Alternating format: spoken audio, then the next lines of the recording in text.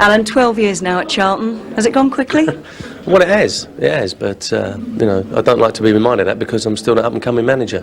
When people realise I've been a manager for 12 years, I think you know, it's a bit of a shock, and you know, it has gone very, very quickly. Young up-and-coming manager, I think they always say. How have you changed in that time? Well, I've not really changed that much. I think I've kept going, you know, I've kept my principles, and I think you'll always find that, you know, if we get a result, I'm the same as if we get a result. If we get beat, you know, I try and keep it nice and even.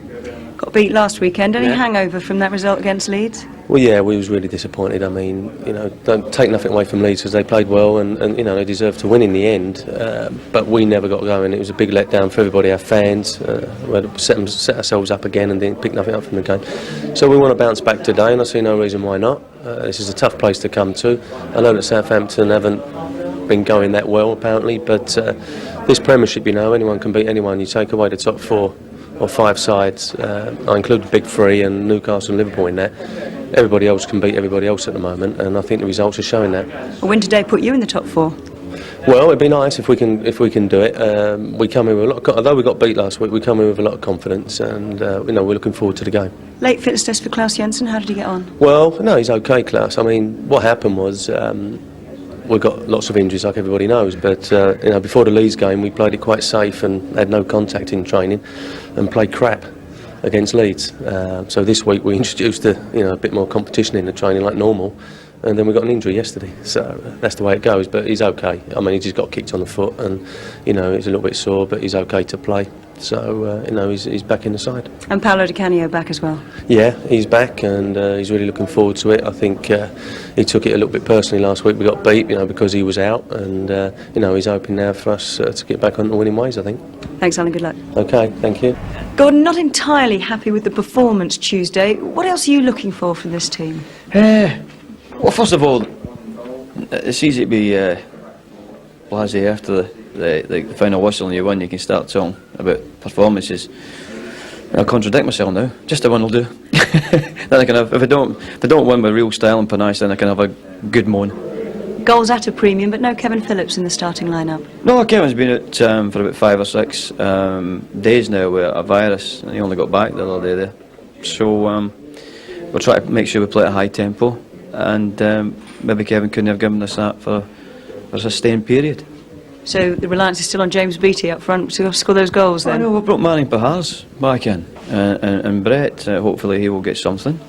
So we're really playing with 3 strikers, so we're saying okay, there's 1 striker's not there, but we've got 2 in. Where will Marion Pahars fit into the team lineup? Not telling you, it's a secret. Will he be in midfield like he came in against... Alan Kirby's will be listening, I'm not telling him anything. Against Aston Villa he came on in a midfield type role. Do you see him further forward than that today? Again, it's quite a secret. What are you expecting from Charlton? You're not within 30 seconds. What are you expecting from Charlton today? Tough team?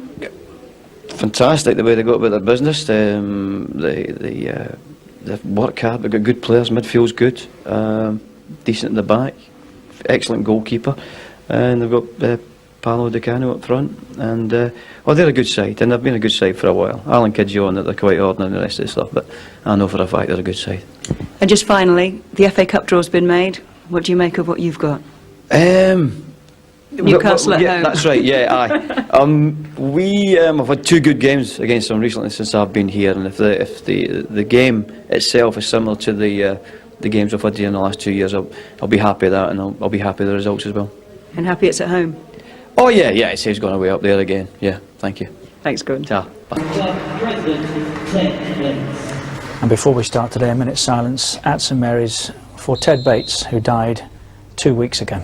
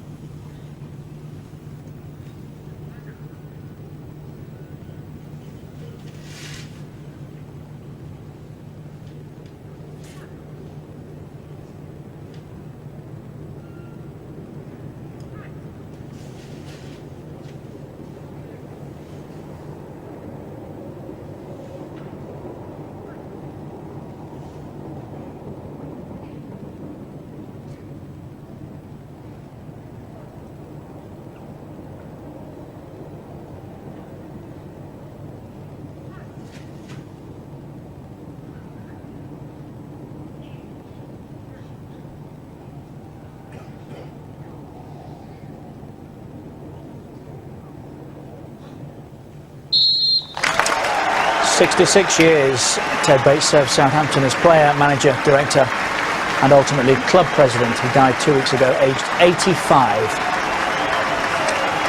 It's Southampton and Charlton on a Super Sunday. Match commentators Andy Gray and Martin Tyler. And today a proper tribute to Ted Bates.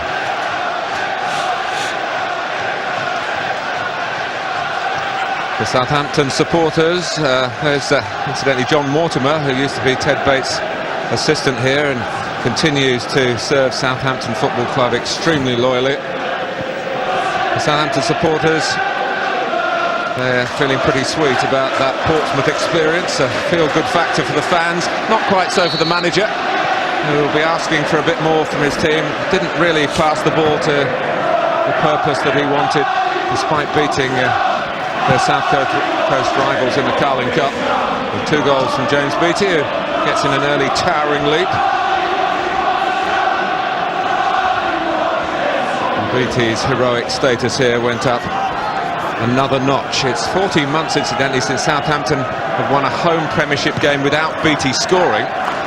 He's been on target in each of their last 10 league wins on this ground. And to put it crudely, 14 months of, if he doesn't score, they don't win here. Who does? When you look at the other 9 outfield players, Martin, not a Premiership goal between them this season. So someone's due. There's a Beattie cross that was trying to set up others. Not the worst ball you'll see today either. Parhas has started on the left-hand side. Very high up the pitch, though, I think he'll play. You know, he's getting himself in a starting position almost level with both Beattie and on the road, and I think his job will be to get ahead of the play when it's knocked up like that. Higginbotham, as Andy said, he's still in with Graham Lasso having a hamstring problem. Forward from Telfer. That just shows you see Paul Telfer playing that narrow, Martin, as well. Higginbotham crossing on the run. The Lapper got into the penalty area. 4 league games without a goal, Southampton. They've only scored in 5 of their 14 matches in the Premiership this season. Thank goodness for Gordon Strachan and his team. They've been defending splendidly. And they're certainly looking for a fast start here. Charlton penned back in their own half and at the moment in their own penalty area, trying to deal with the long throw from Delap. Portsmouth goalkeeper Pavel Cernicek had his own way of trying to deal with it on Tuesday, coming to collect the ball directly, but Dean Kiley didn't make that sort of move. In from Prutton, and Kiley is there this time to scoop it up on the half volley and get Graham Stewart on the ball. Decent ball again, lovely run from David Prutton from midfield. Played it in early, just no one in there for Southampton catching up the play. Eamon Ryderson has scored the winning goal for Charlton at Blackburn. And Holland got a couple in the win at Birmingham. Charlton have been getting goals from different departments.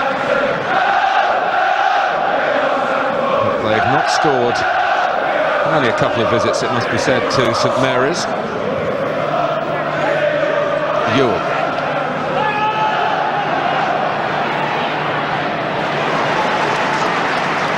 Worked it wide.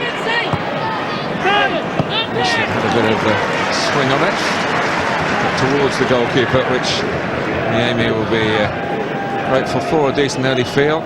Funny enough, he nearly joined Charlton. Niemi. Fish came here expecting to start, and he's now out of it, injured in the warm-up. Good fortune for Jonathan Fortune.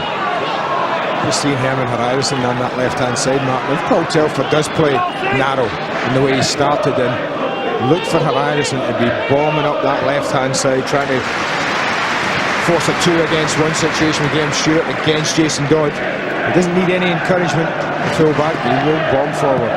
Higginbotham. Kishishev. Chris Perry is now a contracted Charlton player, previously on loan from Tottenham. Ormrod. He's bright and busy, and there is the feeling in the Southampton camp that Ormrod is a type of player that balances well off Beattie. Corner, signalled by Peter Walton. Crutton shot. Well, apart from a goal, Gordon Strachan couldn't have asked for a brighter start from his team. They really have started on the front foot, Martin. They've been bright, the tempo's been good to the game. They've looked to pass and movement. They've had good movement from midfield. They've had runners. They've had 2, 3 very good crosses into the 6-yard box already, in the opening 5 minutes.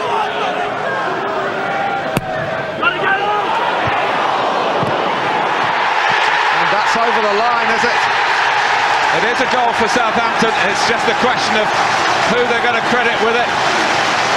Well, the centre-back's the one that jumped on, isn't it? Michael Svensson. He's the one. Certainly, the linesman made a big decision. I don't think he was in line when he made the decision. I just looked up quickly, Martin, and he was about 3 or 4 yards off the touchline. You watch it. Does he come off of that line, the linesman here? This ball is struck there. There's the deflection. There's the ball there. It's certainly over. Look where the linesman is. 2 yards off it. Then he runs in and signals if the ball's over. I think he got it right. Don't think there's a doubt about that. Jason Newell's just not able to hack this out in time. And Svensson just diverts it, and it's over. Right decision. Funnily enough, as Newell kicked it out, it hit Svensson and went back in. So had the flag not gone up, it still would have been a goal and his goal. Well, now it has been the perfect 5-minute start for Gordon Strachan. Amazing, isn't it? So the only thing missing was the goal. They got it. I just wonder how much that late change has discomforted Charlton at the back. It's difficult. I mean, it wouldn't have helped them. I mean, changing your plans that late. But I mean, Jonathan Fortune would have come in, Martin, and I don't think there's a problem with that. You know, it's prior to the game starting, so they would have been able to talk to him about what was required and how they were seeing it and who he was marking and everything like that. This is a little, that was painful, Scott Parker. He does get his fair share of whack, Scott Parker, doesn't he? He's a totally committed midfield player. Got caught there, okay. Oh, 1 or 2 rueful expressions. Alan Kirbishley, Keith Peacock, the assistant manager, formerly a manager of Gillingham, Keith Peacock, and Gillingham v Charlton in the FA Cup. Southampton, if you haven't heard, are at home to Newcastle.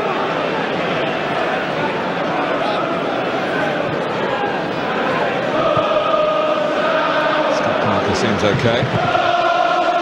Perry. Well, this is a fixture that hasn't produced many goals in recent seasons. I think 1 in the last 3 visits by Charlton down to Southampton. Got 1 already here.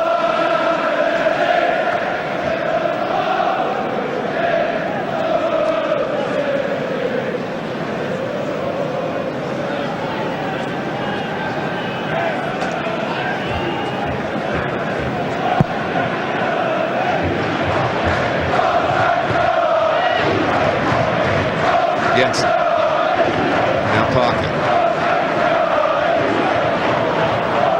Really go in Charlton with 4 central midfield players, certainly by trade. Obviously, they spread it a bit, but they wouldn't be the team with the widest philosophy. No, they wouldn't be in the Premiership.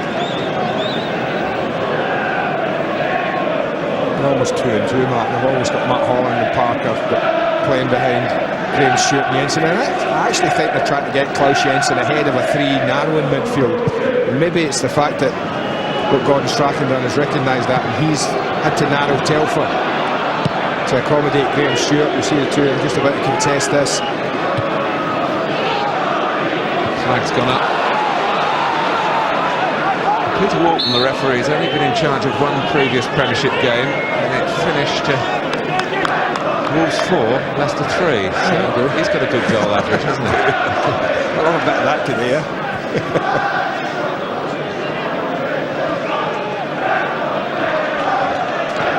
Martin Yerby, the assistant who flagged for the goal, and flagged perfectly correctly for the goal. No need for television replays to be brought in when you've got eagle-eyed assistants like that. Parker.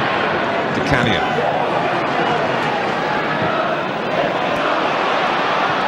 Rod and the challenge of Holland.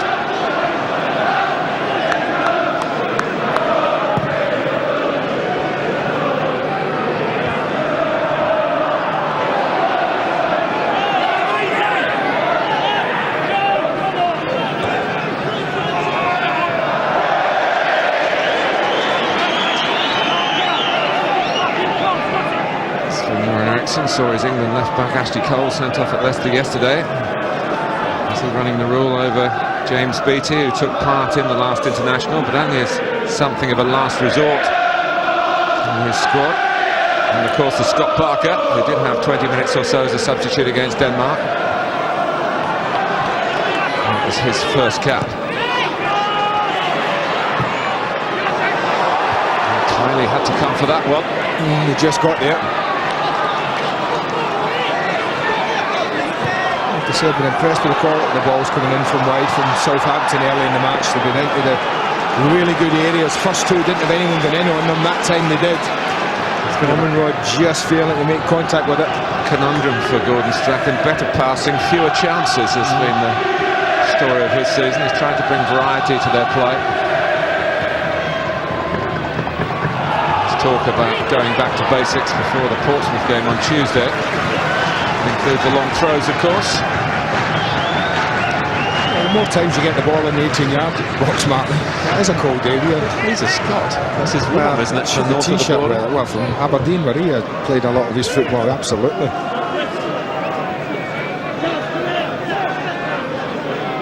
Still, for the record, the manager of Southampton, despite all that media speculation, have had a link with Leeds United.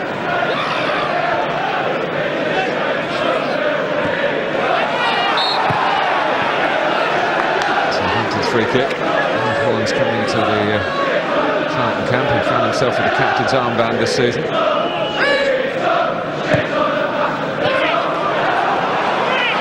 Good movement by Ormrod. Leads to a Southampton corner. Well, they're a threat from set plays, Martin. Southampton. You talked about the midfield quartet that they have at Charlton. They're all pretty small. When you look at the front two and you see Di Canio and Yo's half decent there, I'll give you that, but Di Canio not. So you can see there's pressure on Charlton to defend these well, because they have plenty of options, Southampton. Headed out by Perry, who himself is not the tallest centre-back. I think that would have been an area of the game today where Gordon Strachan would have spent a bit of time since a midweek run over Portsmouth just saying, listen, attention to detail for our set plays might just bring a goal. So that's Beattie. It's a real swagger about Southampton at the start, fueled by the goal.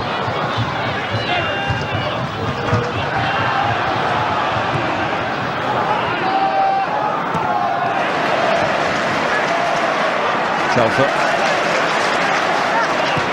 Higginbotham, Crotton. Beattie running in behind, trying to tee himself up, or he's started to look for a supporting cast. That's Delap, wonderful shot and a brilliant save by Dean Kylie. Well, good football. Putting's ball into Beattie was a super one the first time. I think if it had been on the other side, he'd have turned and hit it with his right foot, but he took his time, he held it up. It's a glorious strike by Rory Delap. Top draw save.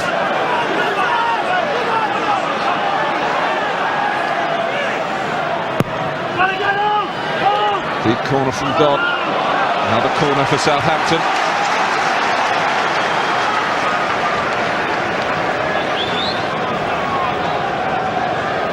Fortune and Haraldson are the main two, really, for Charlton, Martin. You've got to contest the headers.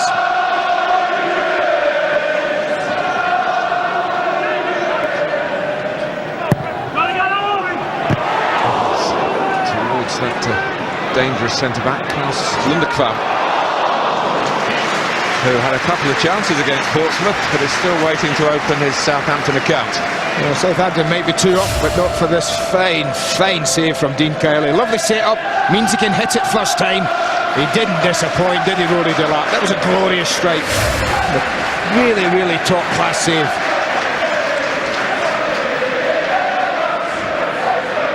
Rory Delap, who was brought into league football at Carlisle United. And his manager was Mervyn Day, who's on the Charlton bench as usual today. Well, they haven't got the traps, Charlton, so far in this match. Almost 15 minutes into it, and it's been absolutely dominated by Southampton's quick start.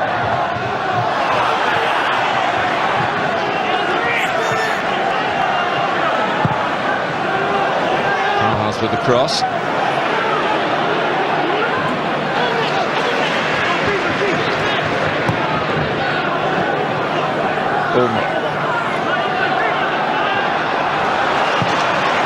it wide again. Well, Beattie likes to hit them early. Pahars.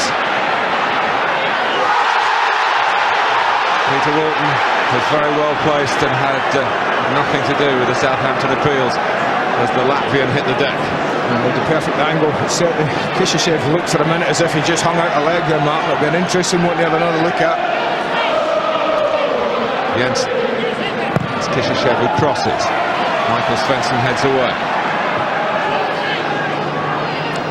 Kishishev again.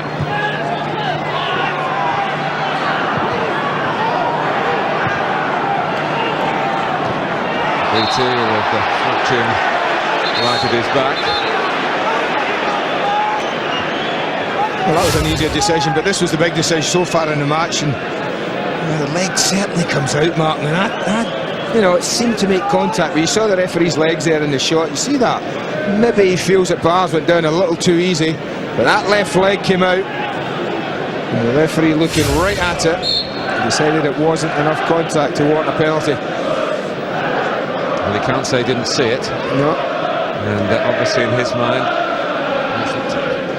sufficiently convinced.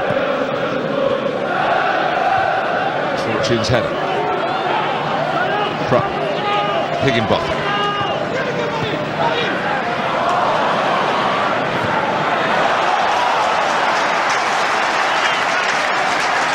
Well, they'll do well. I know we talked about Southampton being much fitter now under Gordon Strachan, Martin, but they'll do well to keep up this type of pace for 90 minutes. If Charlton don't get their game going, they might not have to keep it up for 90 minutes. Di Canio.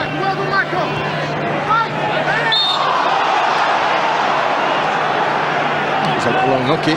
The man in the picture there, Svensson, I thought he just used his strength, his upper body strength, to keep Di Canio away from the ball there. Kishishev. Hovering on the right of Jensen.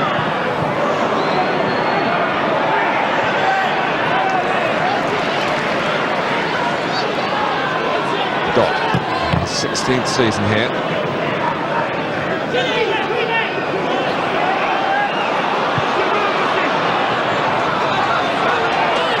Gordon Strachan stressing the need for a fast tempo. That worked against Kevin Phillips, returning to maybe full health but not full football fitness. It's a pretty positive start in those action areas. Charlton being asked to defend an awful lot. Both centre-backs are up again. And there's Beattie, of course, as well. Michael Svensson gets a touch. This one is gone. Again, he's asking a question. I think he's probably got it right. I'm not so sure what he's guilty of. He looks to be sandwiched down amongst a host of yellow jerseys. Look at that, they're all over him there. Now look at the jersey being pulled. I mean, he's been sinned against rather than the sinner then.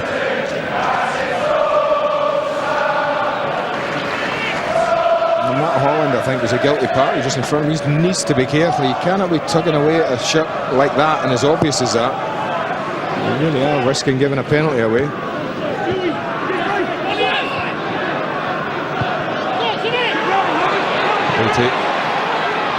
Runs and runs with such energy. Well, they've done well, Martin, early on, Southampton. It's as if Gordon Strachan has said to them, right, we get the ball down now, I want you to get it forward, turn Charlton, turn the back four, and let's play high up the pitch. And it's working well at the moment, because that's what they've done. They've locked a lot of balls into the channels, got people going after them. And they've got a goal that Beattie hasn't scored.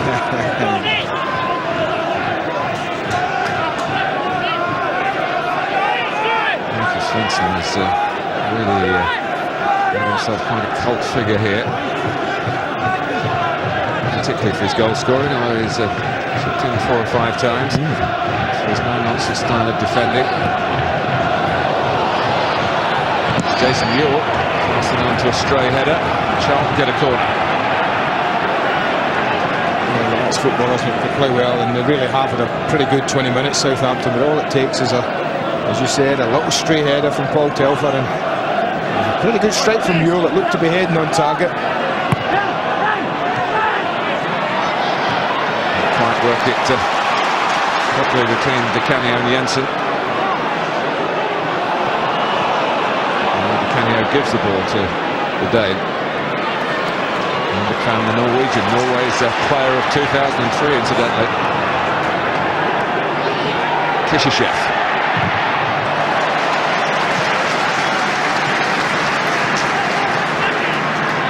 David Prutton who blocked, and it's Prutton who's really trying to impress to get more regular from the start. The club that he joined from Nottingham Forest.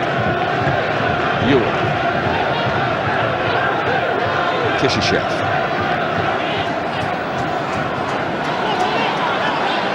Parker, very much the heartbeat of Charlton Athletic. Nearly dropped for Di Canio. It's better from Charlton. Great ball from that man. Absolutely first class. Doesn't waste any time, Martin. The gap's there, and I always think the earlier the cross and the bigger the gap between back four and goalkeeper. He tried to feed it in there. He dealt with it quite well because it was a difficult ball.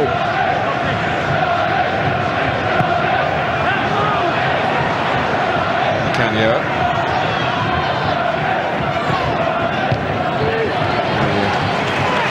On the cross. Still much loved by supporters of West Ham United. Charlton followers have really taken to him. He scored 3 goals in his 9 appearances. The club he joined in the summer. He's been released at Upton Park. Beating. Prutton. It's worth a hit. Especially when you can shoot like that. Higginbotham as well. Trying to work out who hasn't had a shot yet for Southampton. Well, you mentioned David Prutton. He started the game as if he's sent to Gordon's track and I want to play. His tempo in his game has been excellent. Kishishev.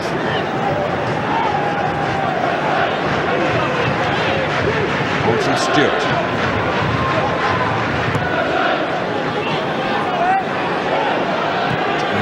Again, Ewell. Di Canio, very good football from Charlton. Yeah, they're looking for offside, Southampton, but they aren't getting it.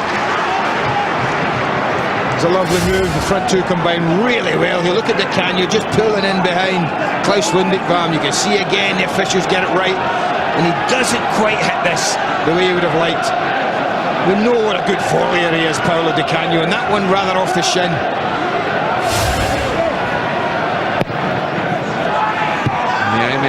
She punched it at quite a low point. He punched it well.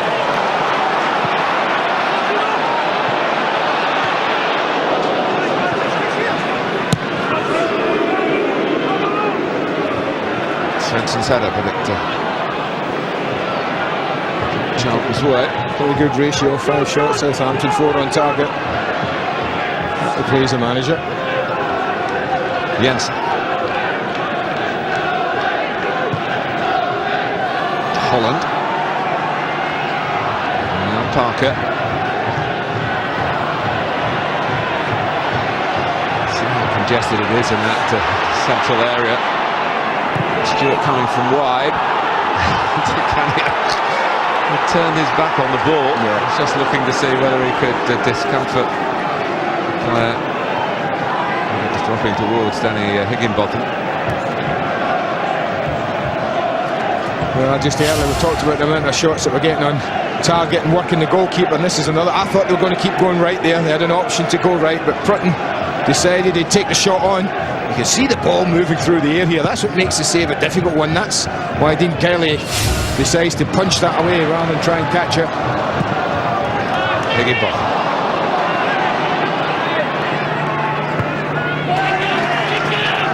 Svensson. Not on the move.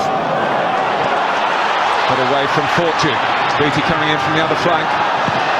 Oh, sat up from Chris Perry. It bubbled all the way across that 6-yard box. But again, there's another example of the ball I was talking about. It's down the channel for a willing runner. Look at it just set up for Chris Perry. Could have won anywhere.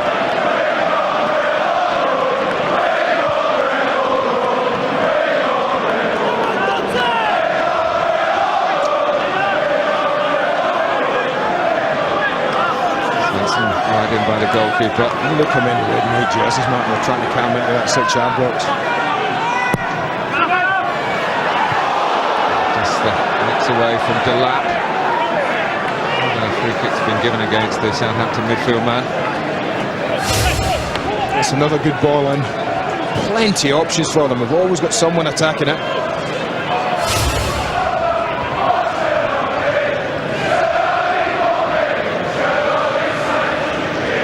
I think what we've seen, the little we've seen of Charlton, Martin, is if they can get the ball up to Ewell and De Canio in particular, high up the pitch, then those two I think have got enough ability and enough about them to pose a problem or two for Southampton at the back. Fortune. Ewell. De Canio. Again, by his standards. That's 2 chances. You're absolutely right. This is what I mean, though. They can cause a problem. And the only surprise here is that De Canio doesn't keep that under control. That isn't like him. He didn't have to hurry it that much. He had the time. He'll be a little disappointed with the both volleys he's had. One to the right, one to the left. Shake of the head tells it all, I think. Charlton 6, 4 London clubs in the top 6. Never ever, since the start of the Football League back in the 1880s, been a season that's finished with 2 clubs from the capital first and second. That's what we've got at the moment, of course, with Chelsea and Arsenal. Fulham 4th, Charlton 6th. Bit of London pride. Not there. Maybe just looking to see what he was going to do, Graham Stewart, because the ball was such a good one and so easy.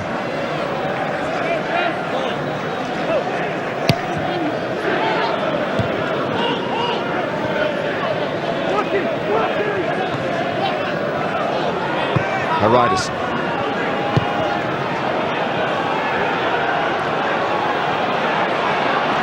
Ewell.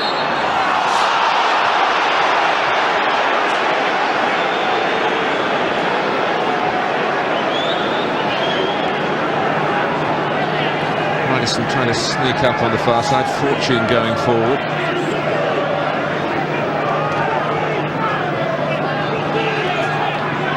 Stress. Certainly Southampton seem to have the height advantage. So much so that Beatty, who you'd think would go back and mark someone, Martin, at set play, hasn't. Forward by Perry, and then Ryderson felt that he didn't just stumble to the ground. Well, there was contact with Rory Delap. What we don't know is how deliberate was it. He's had a little dig at him with the left leg, didn't he? There's a little company. Watch Rory Delap. Don't quite see it there, but the left leg just came out and just caught Ryderson. But you can see the referees again in the ideal position to make a judgment there. He decided nothing doing.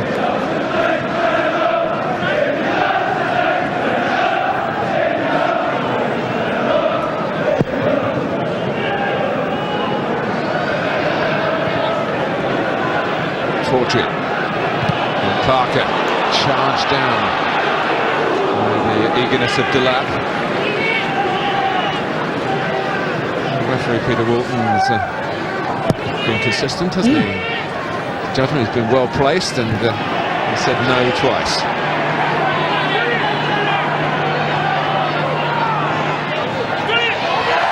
Parker just run it out. It's very high standards for himself, Scott Parker. Extremely professional young man.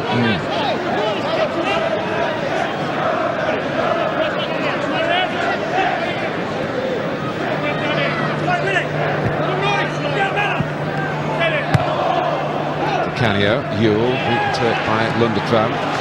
Here's Kishishev. Stewart trying to take over. Kishishev, now Holland. When they do just move it wide, you can see how Southampton have to adjust, as Telfer did then. Might be a way to get forward, Andy, through Haridason. I think it's there. I mean, I think both sides can see that if there is space to be had, if you can transfer the ball from one side to the other pretty quickly, then there will be space for full-backs.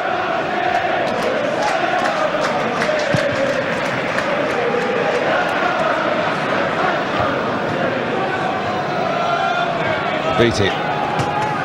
Alison's header. It's done by Parker. Dog stepping in. Next goal you feel very important. Southampton have looked to likely to get it, haven't got it. Charlton have just started to bed into the game plan a bit better. I do think that late restoration at the back is something they could have done without. And so the worry about Klaus Jensen today, he wasn't past fit, Andy, until they actually arrived at the ground. They had a fitness test with him just running, but he didn't kick a ball until he got here.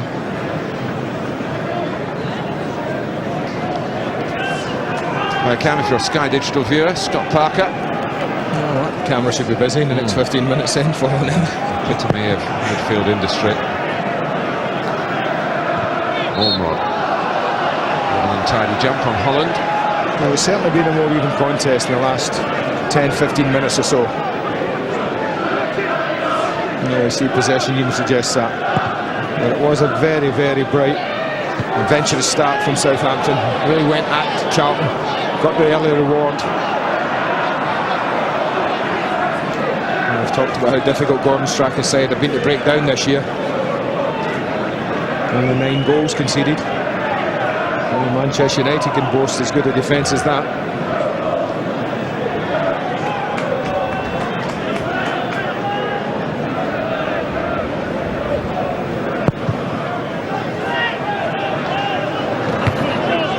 Fortune. Outwitting Di Canio. Not an easy thing to do. Parhats.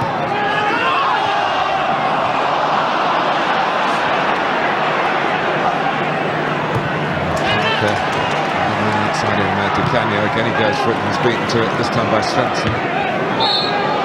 You know, it's great when you watch football live at this matinee at the ground, is when the ball's played to a player and there's somebody coming in at the back of him and you hear about 25,000 people shout, "Man on."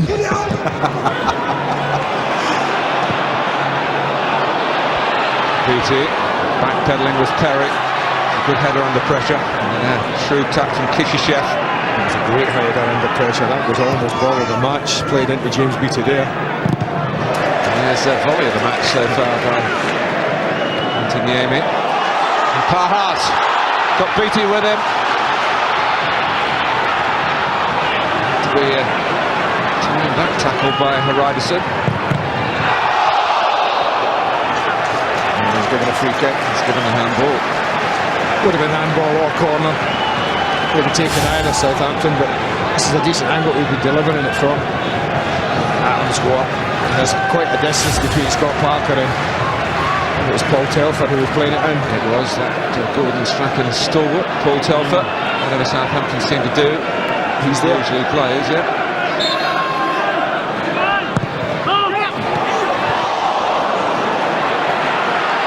It's Lindekamp.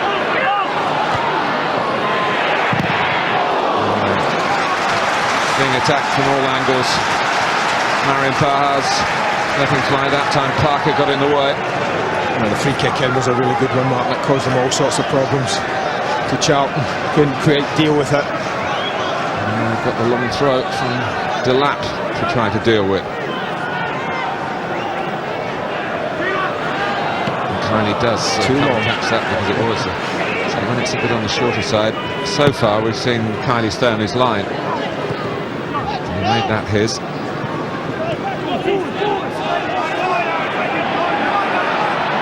Ewell. Back to Holland.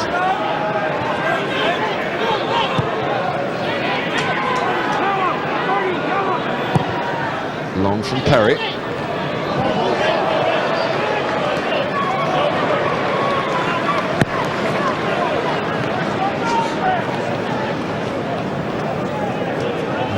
very eventful Premiership weekend, and it's going to be, I'm sure, just as eventful in the Champions League in midweek. Rangers against Panathinaikos, a main feature on Sky Sports 2. On Sky Sports Extra, if you're a Sky Digital viewer, possibly of other matches as well. Pajas. Goes up against Thornwell. Southampton think it's a free kick, but it might well have been had Ormerod not gone into an offside position. It's interesting, exactly here. What happened first? Well, I think what happened first, Martin, if Pajas plays the ball and then the tackle comes in, as soon as he's played it, and Ormerod, I guess, is technically offside first before the tackle's made. You see the ball, he plays it through, right, overruns it a bit, but there's a pass, so that's offside. There's the obstruction, so to speak. So the offside is first. There's no doubt that would have been a free kick in favour of Southampton.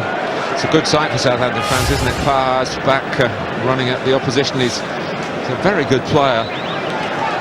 Scored plenty of goals here. It was David Jones who brought him over. Had to work really hard to get him a work permit. I think those who granted that work permit have been justified. 3 or 4 appeals by Southampton before permission was finally granted. And look at Latvia now in the European finals. Football will be taken seriously by the Department of Employment. It's Yule. Cut it back here. Ryderson. Well, you do one or two things when you get in with Jason Yule. Got to here. And this is one of the two. It's borderline offside. You either stand it, a little dink, or you pull it back into that kind of area. Unfortunately for Charlton, they didn't have anyone in the middle of goal meeting that ball. And Addison couldn't control it in the end. But promising again. Just to round up that Champions League scenario for you, Arsenal against Lokomotiv Moscow. Arsenal have to win to be sure of going through. Sky Sports 2 on Wednesday. And all the other games on Sky Sports Extra with Lyon Celtic of tremendous importance to the British side of the Champions League. Not to mention the Scottish side. And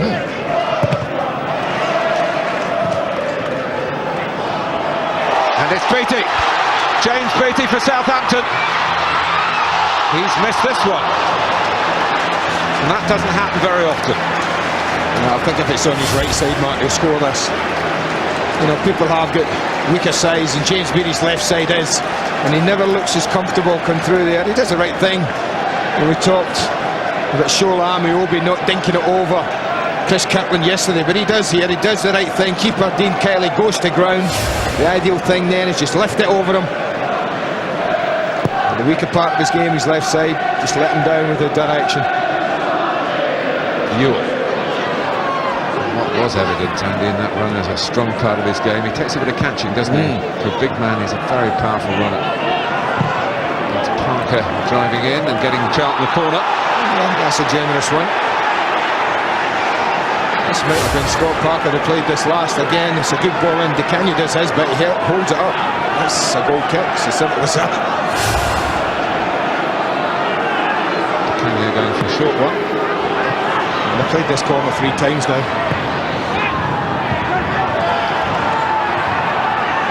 Parker taking a touch, and another, and another. That's unlike him. He knows it as well. I think he's made the wrong decision here. He does ever so well to get himself into the dead ball line here. But look at the yellow shirts. That's not like him. He's attempted the shot, obviously, to smash that and take the goalkeeper by surprise, but everything's against scoring from there. Good options were waiting for him.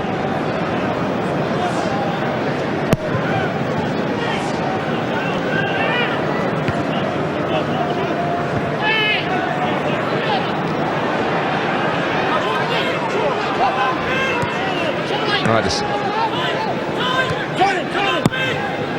It's been an open game, and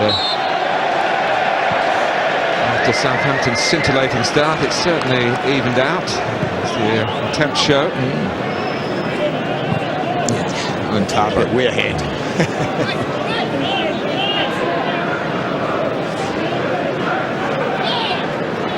with the great Paolo Di Canio culpable in terms of the shots off target for Charlton. He scored 63 Premiership goals, Di Canio. Somebody who's supposed to pick his games, and he's missed a few through brushes with the authorities.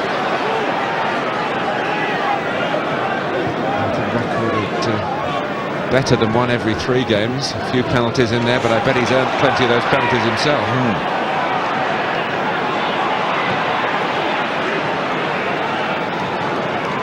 Stewart and Holland. And possession for Charlton. Fortune.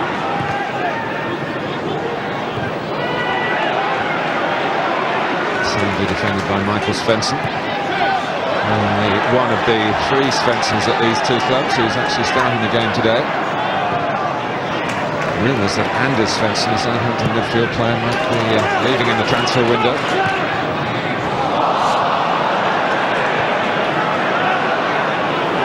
And Matt Svensson for Charlton is on their bench. There's been some neat and tidy football played today, not the 40 minutes from both sides. Jensen. Always look good when he gets on the ball. Parker. Ryderson. That's where you think Southampton should be strong aerially. Holland. Numbers back, talk about congesting the centre to snuff out the opposition. Chance here. So break quickly. Beattie wants it back. Gets it back. Just.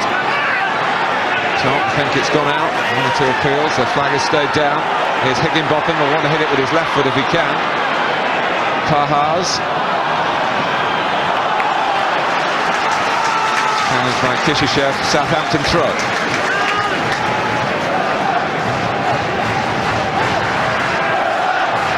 And that means Rory Delap. It means Michael Svensson, the scorer of the game's only goal so far. It means problems perhaps for Charlton.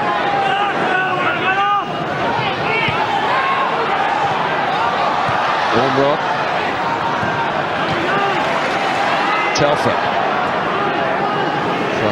One splendid shot. There's how Michael Svensson's up there again. Leaning on.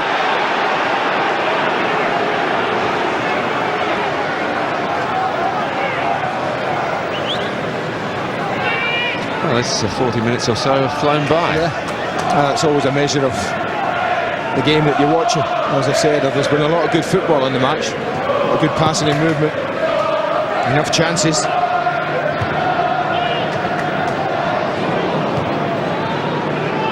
And, plenty for those Southampton legends, Messrs McMenemy and Shannon, to assess during the half-time break. Not that they need anything to talk about, those two, do they? They just talk football. And horses, I guess, in Mick's case.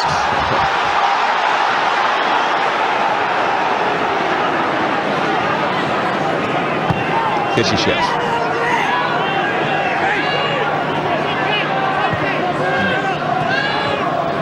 This is when change of play would have been on, Martin, for them shifted it quicker. Jensen. Di Canio. Style about this Charlton attack. Can they round it off? Yule trying to do that. Stewart coming in as well. Corner. Here's the decision. It's not the first corner in this first half that the Southampton fans seeing it from that end of the ground have been disappointed about. Next ball in, you see Matt Holland coming around. Graham Stewart actually at the back post, and there's definitely a touch there. I think it comes off Higginbotham. Wasn't much.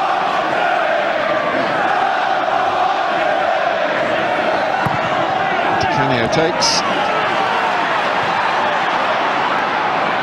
Parker. He thought about catching Antti Niemi off his line. He was sadly mistaken from Charlton's point of view. A fine goalkeeper from Finland bowled it out to Pahars.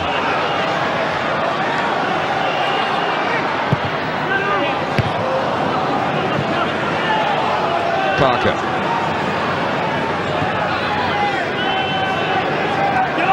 Ryderson.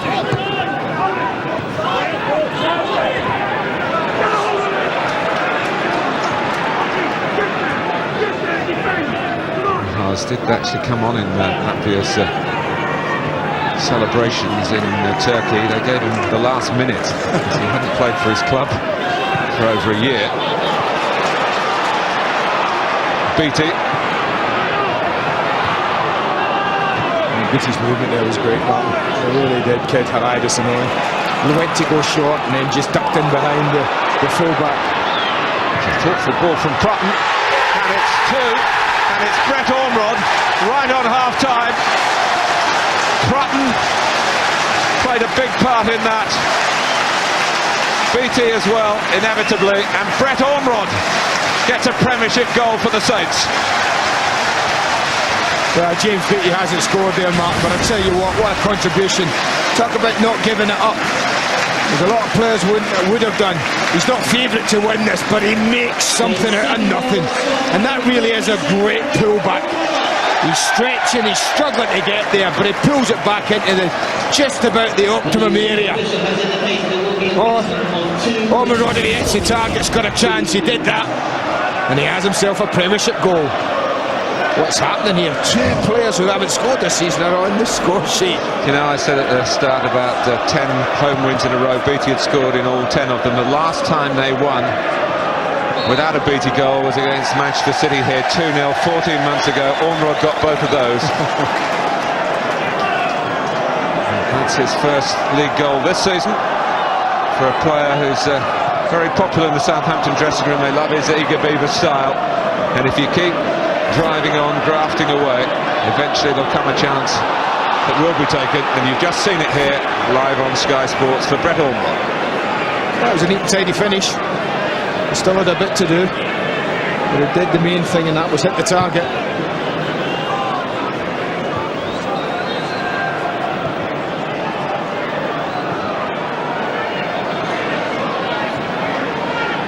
Tishishev.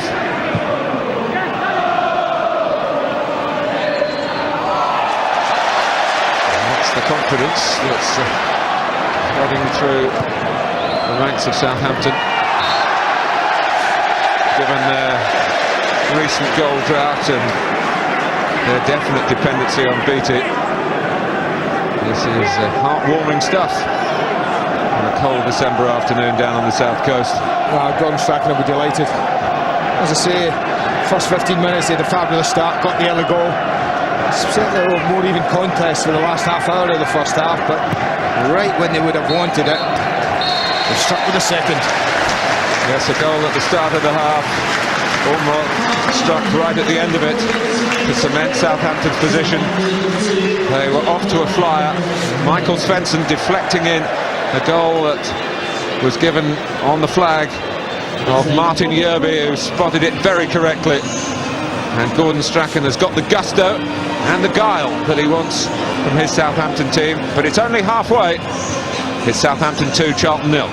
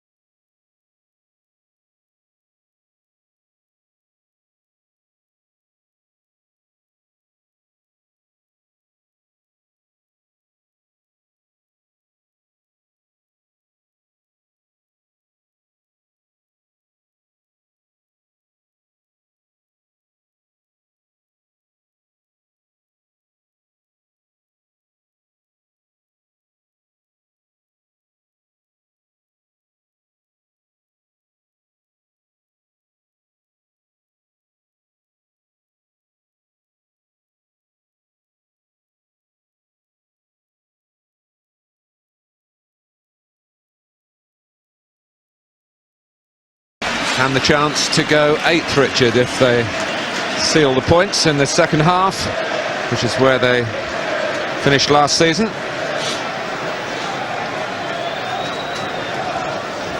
Marian Pahars, his comeback extends into the second half, and he'll be followed by the player cam if you're a Sky Digital viewer. I suppose James Beattie is the Mick Shannon of his day, isn't he, really?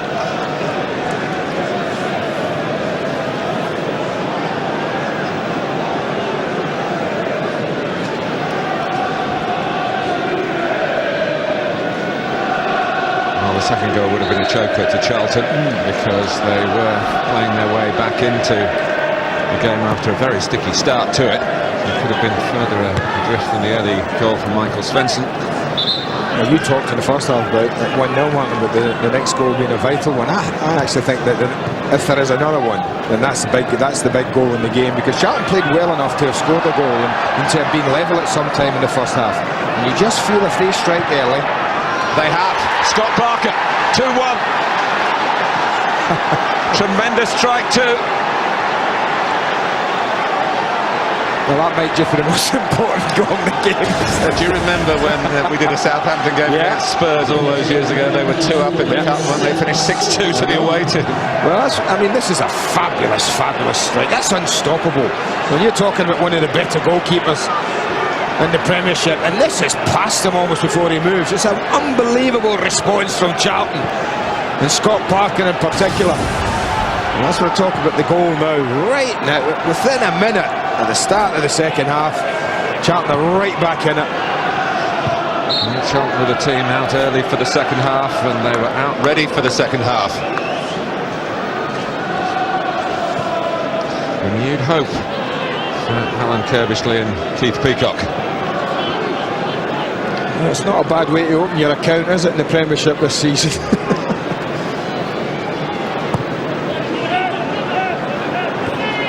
He feels he should score more goals, Scott Parker. He was a very creative, goal-getting midfield player in Charlton's youth team.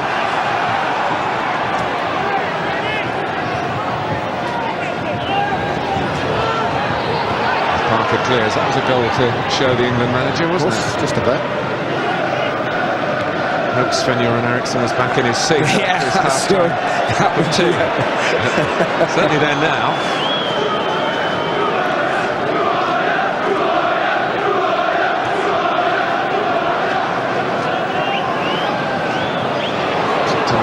Svensson cleared by Graham Stewart, by Telfer, Kishishev.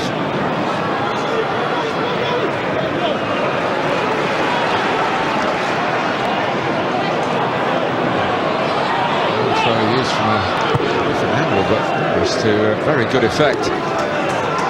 That was great thinking from Rory Delap. So on the road in the penalty area. I knew he was certainly long enough for the throw to get it in there.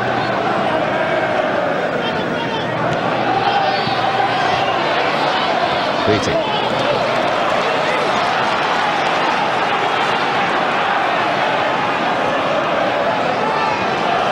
So the ball in Rory Delap's strong arms again. It's the signal for Michael Svensson and Klaus Lundekvam to make their way towards the edge of the goal area. He stayed on his line and found ball came with him in a comfortable place at a comfortable height.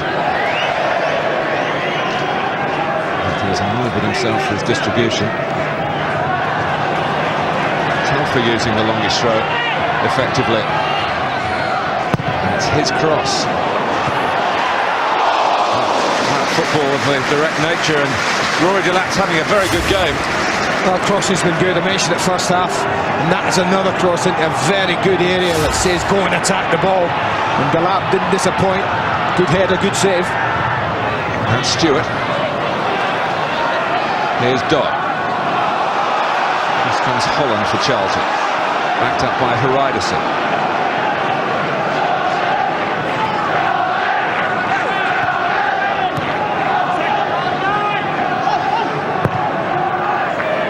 Just up towards Ewell by Haridason. There's Kishishev. Given away by Dodd, but to Parker. Kishishev again.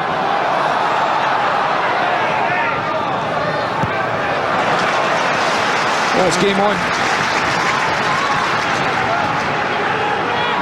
Di Canio not picked up from the throw. Oh, good feet. Parker, Di Canio. This is super play from Charlton once more, and it's very much in keeping with the contest.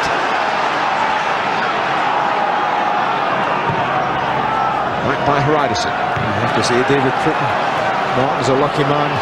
Because Scott Parker been less than honest there when he got the return from Di Canio. There's a lot of players would have gone to ground when Britain made the attempt to tackle him, stayed on his feet. And the referee didn't have to give a decision.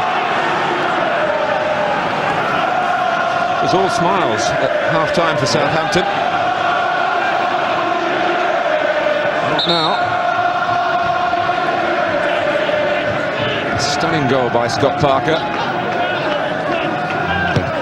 The challenge is back on again for Charlton. Ryderson.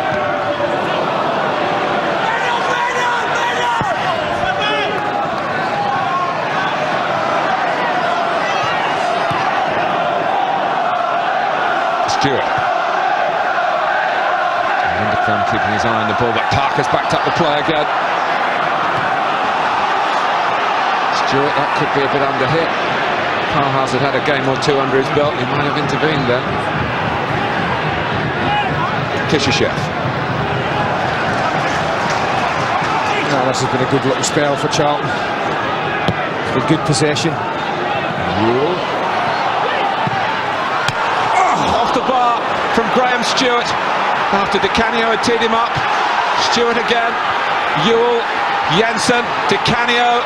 Can he make space for a shot for himself? Down he goes. And the decision handball against Di Canio. Now this is a lovely play again. Look at the way Di Canio holds it up, feeds it there, and what a strike from Graham Stewart. He's away. You see Graham Stewart, he wheeled away. He thought it was in, but certainly had beaten Dean Kiley. And this is instant. Tries to work a position for himself. Good pressure on him from the defenders. Just falls in it, a little bit of a handball. What a strike that is from Graham Stewart. having wheeled away, he then came up with a terrific touch, didn't he, when the ball came back his way to toss the ball back into the danger area.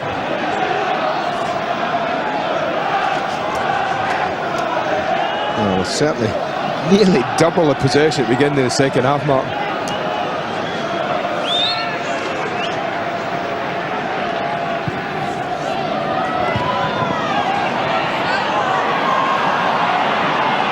Jensen scampering away as Kishishev, matched by Prutton.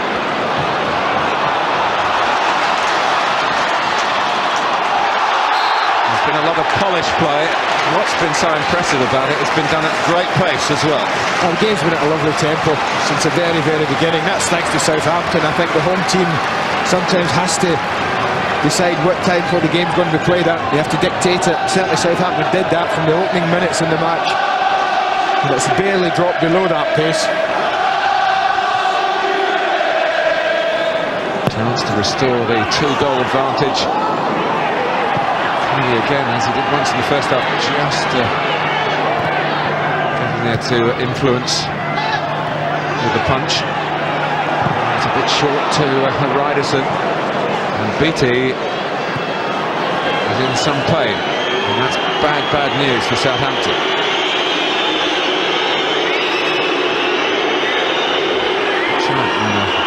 To be fair, Di Canio's got an award for his sportsmanship. You remember that incident up at Goodison Park with West Ham. James Beattie's 200th game for Southampton today. I'll be hoping it's not going to be cut short. Attention please, attention. With the driver of a white Astra I think he'll recover from that. Yes. registration W871RBN. Eventually. Yeah. Please return to the He certainly won't be wanting a cold sponge down here the day like this, will he? Are waiting. Thank you. Gives us a chance maybe to have a look again at that splendid goal by Scott Parker. We don't need an excuse to look at this again. Maybe could have been pressed a little earlier, but take nothing away from Scott Parker. It's a glorious drive across Antiniemi. Just no chance. Great view of it now.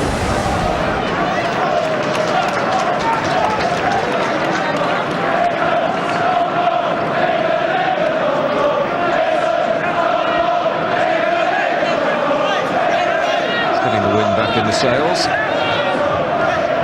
Antiniemi, I mentioned in the first half, could have been a Charlton player who was on loan, I think, from Rangers. He joined Hearts shortly after that.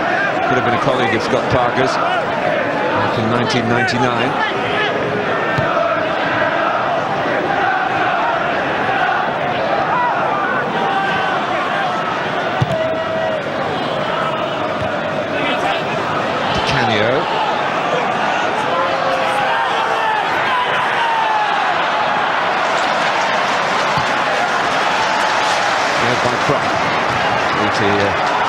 In full working order.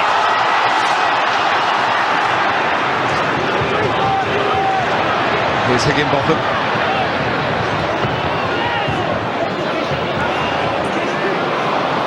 Tackled by Kishishev. Yu. He would have been switched into midfield today if Jensen had failed his fitness test. Stewart. And Parker pulling some strings here for Charlton. Canio. Good sport. It's Kishishev.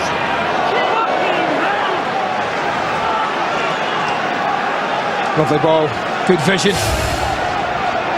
Sees Kishishev coming up, picks him out perfectly.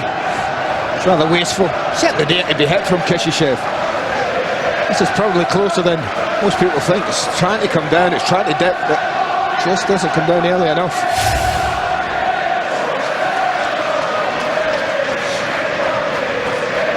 Well, they're up on attempts.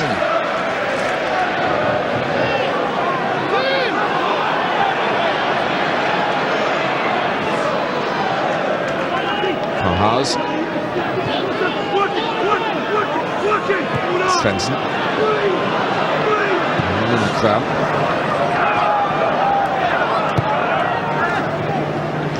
Headed on cleverly by Beatty to Ormrod.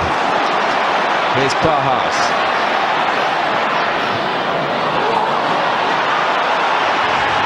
Well, they won't come back straight away. It's game skills, but there's been some encouraging moments from the Southampton point of view. So it's outside the transfer window, but it's almost like getting a new player, isn't it? Oh, of course it is. Yeah, it hasn't fully figured this season in the Premiership. It's similar with Tino Delgado, striker from South America, who was amongst the substitutes today. Another of the forgotten men.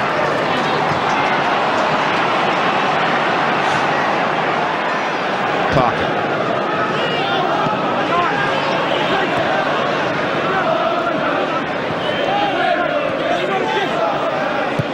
Delac.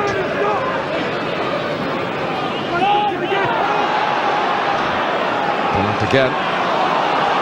Fortuna, he's in danger of... Bournemouth could have just got a foot to the ball as he obviously tried to do. Could have caught Dean Kiley coming out and embarrassed. Well, if his legs were any shorter, Jonathan Fortune's, then he might have gotten a leg to it on the road. He does finely balance this game, Martin. He really is. Charlton have had plenty good spells in the second half, but just every now and again the Southampton put something together as well and looked like they could get a goal. Well, it seemed to strike Ewell on the arm, but handball shouts do not move the referee. Peter Walton, Canio crosses. Telford. Beatty. Ormrod, keep it going to the left. And now Pahaz is on the move again. Higginbotham gives him an angle on the outside. He is very good in the air, Beatty, but he didn't need the ladder.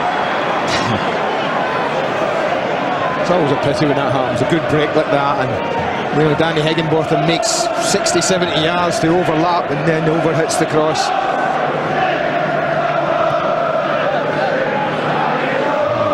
Game well worth concentrating on, whether you're simply watching at home or the manager of Southampton FC. Canio. Just ahead of Lundgren. Jensen, can he find an angle for a shot himself? He's trying to do that. He's the corner.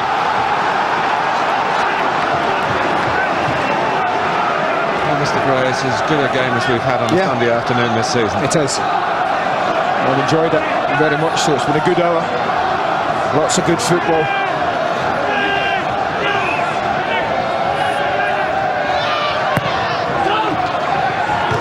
Fortune, Di Canio. It's Graham Stewart. Well, the only problem for Stewart was he hit it too straight either side of Niemi, and it would be 2-2. Well, Di Canio as well hits one of the volleys he gets right. This one, what a good block that was. Straight down to keeper's throw it. Sees it. That's a good thing from Niemi. Didn't come through a ruck of players. He had a really good look at it early on. Well, you might have been wondering at the start of this game, if you hadn't seen much of Charlton this season, what all the fuss was about. High league placing, they're playing to that potential, and they're threatening again with John Fortune. Well, I don't know if this is a bad header, it's just too high for him. I think it's a bit. Looked a good chance.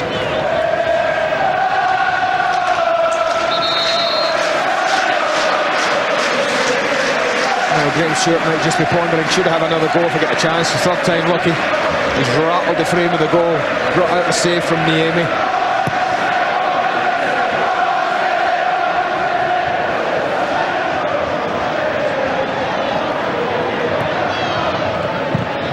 Dodd. Ormroth.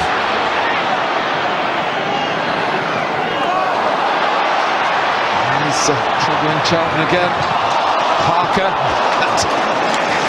Kishishev there as well. That's a case of too many cooks. As Charlton defended, was looking a fairly precarious situation as Ormrod made an incisive break. And play on the advantage.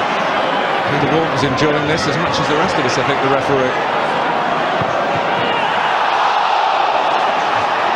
Flag has gone up, but it's gone up for offside. Just for a minute I had a look. Me too.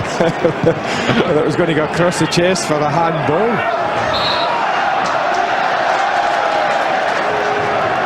Just using his body against Christ Lindebrand there to turn him. I come now for a Sky Digital viewer. It's Holland. We've had a goal from a centre-back, Michael Svensson. Goal from a striker, Ormrod. Southampton's contribution. And a midfield man, Scott Parker, for Charlton. And Graham Stewart from the same midfield. I'm feeling that it's been quite his days. Two terrific efforts. And here's Jensen. Di Canio. Got it on target. With sufficient velocity. It's spread again. It's Southampton's turn. Ormrod. Perry hesitates, and Ormrod goes all the way, except Kiley gets something in the way of a splendid effort from the Southampton striker. Well, this might just have been the game right here. It's a fabulous return pass from Pahars. He does everything right. Brett Ormrod, what a save that is. Wasn't quite right at the goalkeeper. He had to make an instinctive reaction save there, and it was a big one. 1, 2, 3, 4, 5 line up. Looking to be a real star in stripes here, and it's Fortune who just ducks to get the ball, not away from it. Holland. Di Canio. I think the only surprise in the second half is we've had one goal only. Jensen.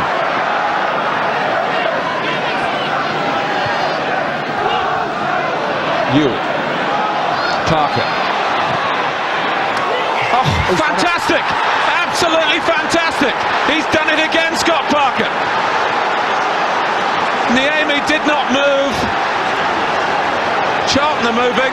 They've moved from 2-0 down to 2-2. Well, you won't see two better goals scored from any individual player. The thumbs up suggests he just might have booked his place in the next England squad.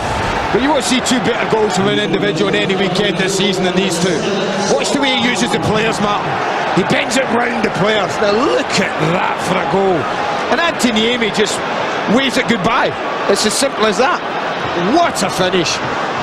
Two fantastic goals from Scott Parker. One all power and precision, and that all craft.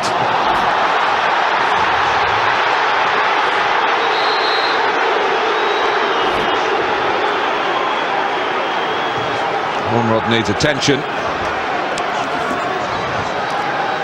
Well, Brett Ormerod, who's down, Mark, could easily have won the game 30 seconds earlier when he had a glorious chance to put his team 3-1 up. He didn't take it, and Gordon Strachan's team now find themselves level. Told you the next goal was important at half-time. Who wins this one now? What you can't tell us is who's going to score the next one, can you?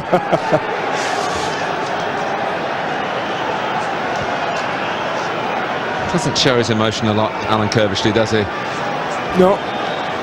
He's been at Charlton too long. He knows better. 12 years as manager, young and up and coming.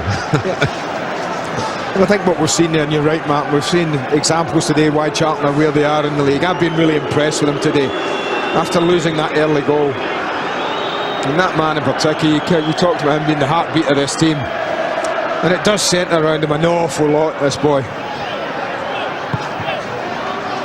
You've seen today, not just with his goals, but his overall performance, just why he is so vitally important to this football team.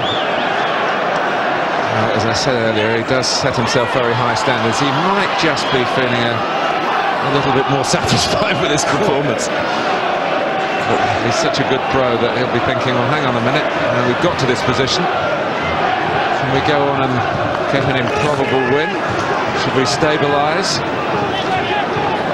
It's a hard game these days in the Premiership to do that. No, I think you have to go. I think you feel that Southampton must be rocked. Must be. There can't be anything else. And if there's a chance to push on and get another one, well, they're a little bit ragged, if you like, and you have to try and take that chance.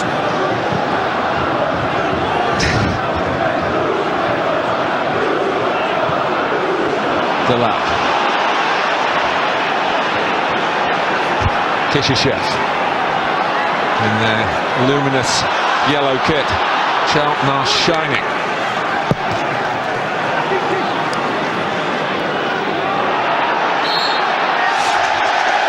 Perry used to be nicknamed the Rash because he got all over people. Got all over James Beattie there. Told you they didn't win if Beattie didn't score. It's not finished yet. Beattie for the winner then, is that? That's what I was suggesting. Yeah. Here he goes. Not this time, not yet. Telfer maybe. Mark reluctance to shoot. Got nothing edge of the box, Mark. They wanted somebody just to lay it square to. Dodd's cross. Ormerod. Now Jensen. Canio.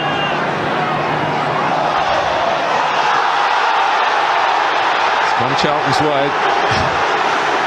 Dodd goes apoplectic about that.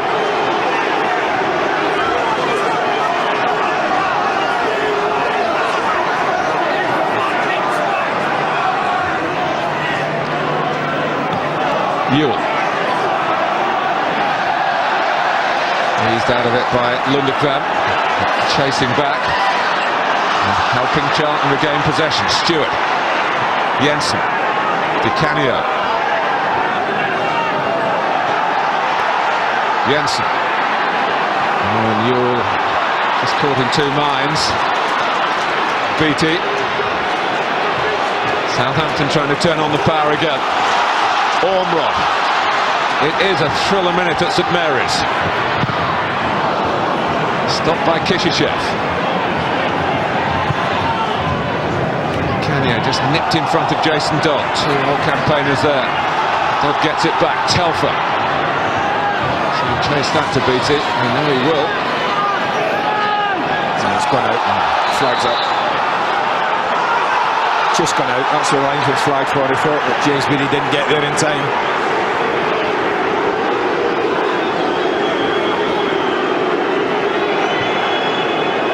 I mean, I don't know if it's been deliberate with Charlton, but Di Canio's almost played like a left winger this half, Mark. He really has played most of the football the second half, right down below us. Higginbotham. Still, I'm delighted to say, 20 minutes to go. It's a shame it's not 30. Well, as I say, the tempo in the game's been unbelievable.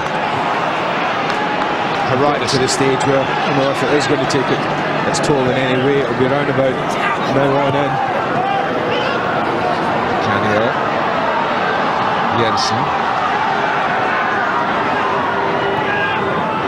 Here's Holland, beckoning Kishisev forward.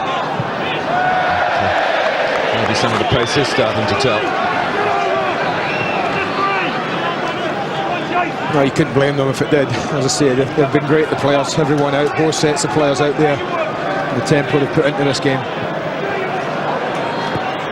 It's been hugely entertaining.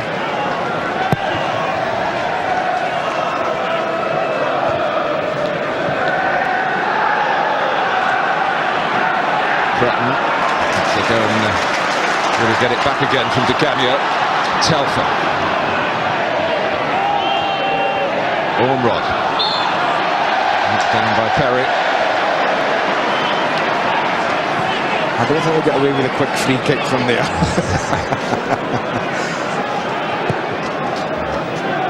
It gives them a chance to put a decent ball in. It gives Svensson and Lundekvam a chance to go and join the lap.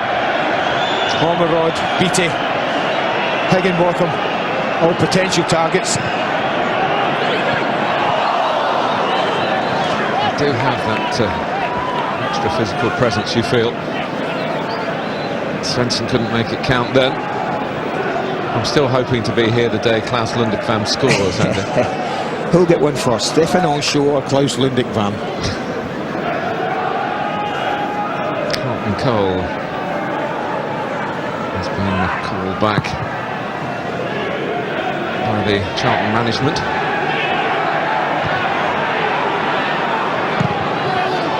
Canio's offside.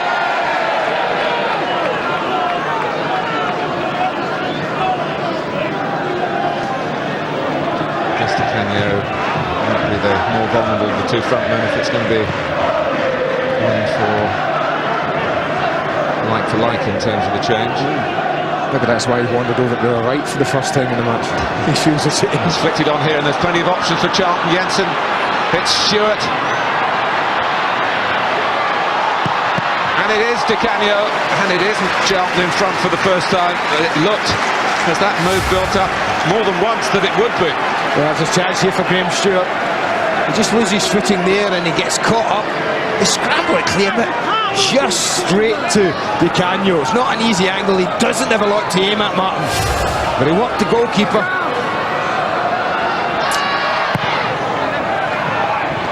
Oh, it came at a Horizon.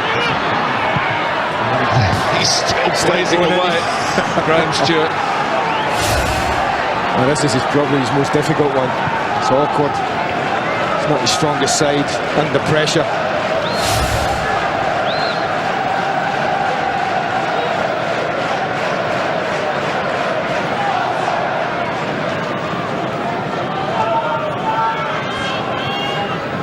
Suggesting a Charlton change, and it is going to happen, but there's some activity on the Southampton bench as well.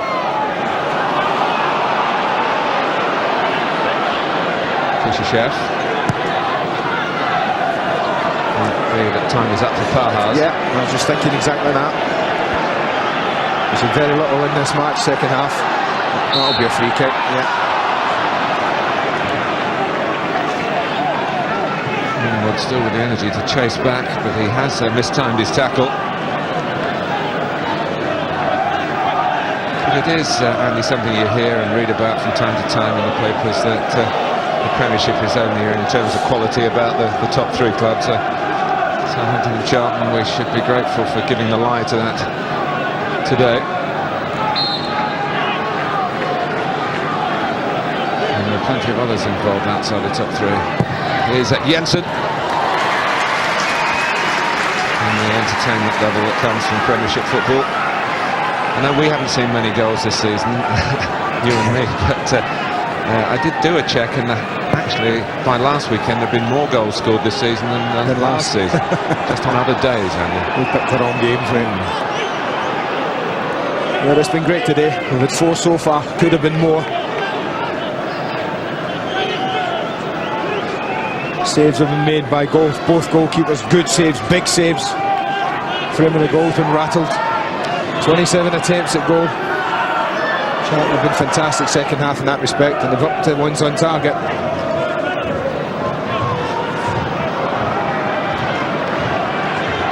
Lindekrah. He's ambitious. Rules pass to Canio. Lurking with intent. It's not like him. With that, I mean, I don't think he was ever set properly to get this on target. You can see it's almost behind him, the ball, and he's away from goal. He's really ambitious, even for that man. His time is almost up. Enter Carlton Cole, one of several players loaned out by Chelsea with their influx of newcomers at Stamford Bridge. Only take one player as a loanee from one club. Actually, Charlton were interested in Boudewijn's Enden, but found the rules were against them. Cole actually arrived with an injury. It's taken a while to get him right. He's not yet started a game for Charlton Athletic. He's a talent though, Martin, Carlton Cole. Yeah, there is perhaps. We thought that would be the case, and that's understandable. 75 minutes. It's quite a good option to have to come on. I know he's not been firing recently, but that will surely change. Well, he's due one rather than later. Yeah. Got a league goal here at St Mary's. He's a second coming to Southampton. Of course, he was a trainee here. And released, he was a youth team right back, Kevin Phillips, and became an England striker.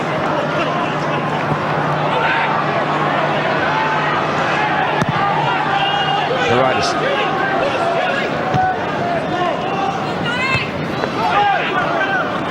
Holland. Deciding he could take it down. He managed to hoist it away from Cole.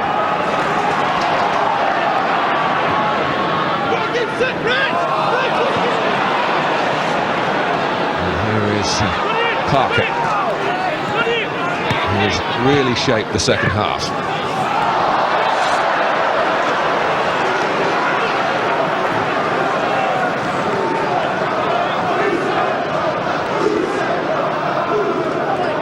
Phillips' only Premiership goal for the Saints came on the opening day of the season. Looked as though it was going to be a signing that would pay dividends straight away then. Kicked on from there.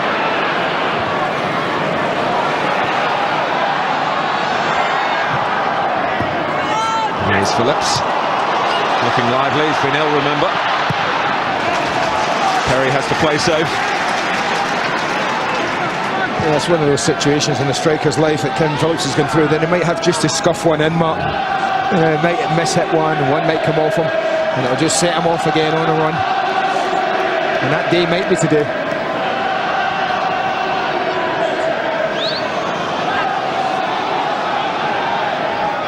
The lap. BT came out of the area, trying to make himself the target. This is Prutton.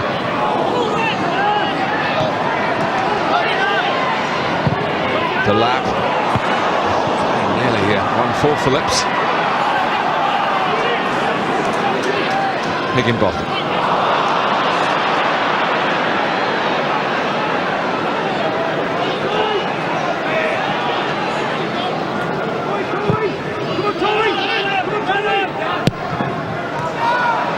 Jensen.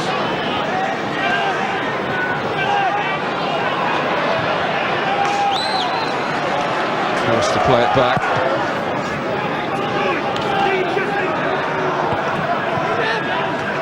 Here's Kishishev.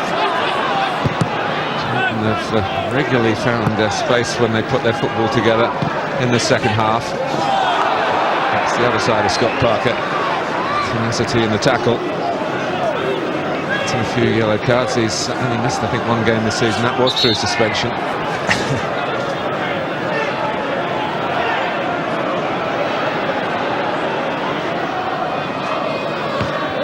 The problem he's got with the international scene, of course, is the midfield that almost seems to be set in stone, doesn't it? I mean, him and you look at Frank Lampard, Martin. He's made such a strong case this season.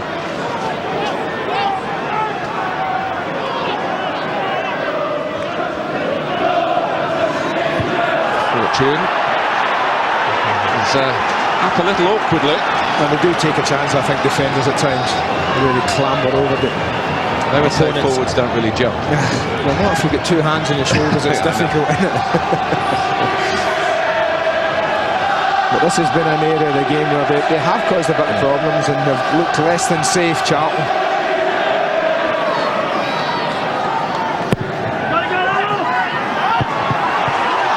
Well, it was a header and it was Lundekvam.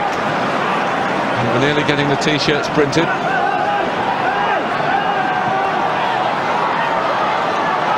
He can stay in. One stat we haven't given you, I don't suppose we've got the number of long throws from Rory Delap. It's a great weapon for a team. It's just like a corner, isn't it? That's the thing about it.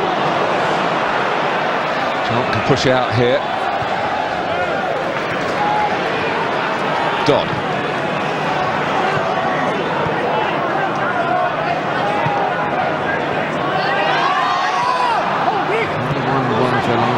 8 Premiership games, Southampton. To be in the box seat for victory here. And there were 2 goals to the good at half-time. Well, this is a Lundekvam header. He just pulls away, see him to the back post, and Carlton Cole doesn't, Jason Neal doesn't get with him. Needless to say, Scott Parker on the line.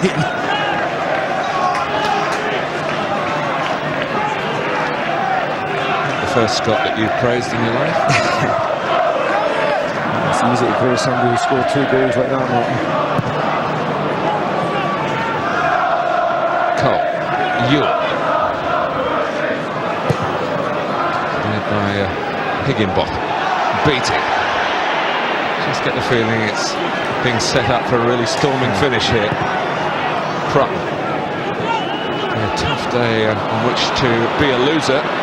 As I put so much into it, Southampton splendid in the first half, particularly at the start of it. And Charlton some sophisticated play in the second. For Southampton to lose this, Martin, it really would be a body blow. 2 goals to the good at half-time at home. The last thing in Gordon Strachan's mind would have been losing the game. Holds onside. Dodd's played them all out. Needed a better ball with it, but they have got a corner. Well, they're all looking for offside, the middle there, but look at Jason Dodd. Nearest the screen there, playing everybody onside. The other 3 got it right. You really can't be round that far if you're the full back on the opposite side of where the ball is.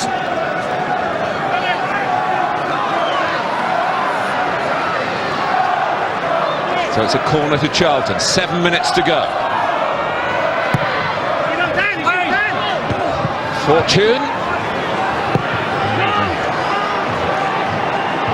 Again, putting players on the line is a valuable form of defending. It's not always the case. Champions League, remember, in the week. Rangers against Panathinaikos, heading Sky Sports Showcase on the Tuesday. And other games on Sky Sports Extra.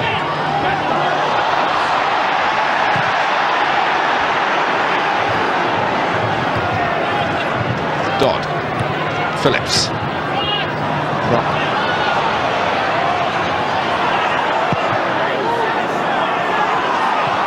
Jensen.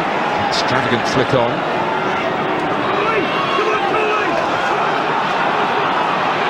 Higginbotham. Responding to Southampton's need here. Telfer's good in the air, but just a little bit shy of Herman Hreidarsson, who is a taller man and also uses his height bravely. Telfer can cross now. He could have done, but he's getting a bit closer to try and put it right on Beattie's head. Great ball. What a difficult ball to defend. Jeff did defend it. The entitled to have someone on the end of this, Paul Telfer. He's entitled to ask the question why. There isn't. Really could have gone anywhere off Kishishev's shin.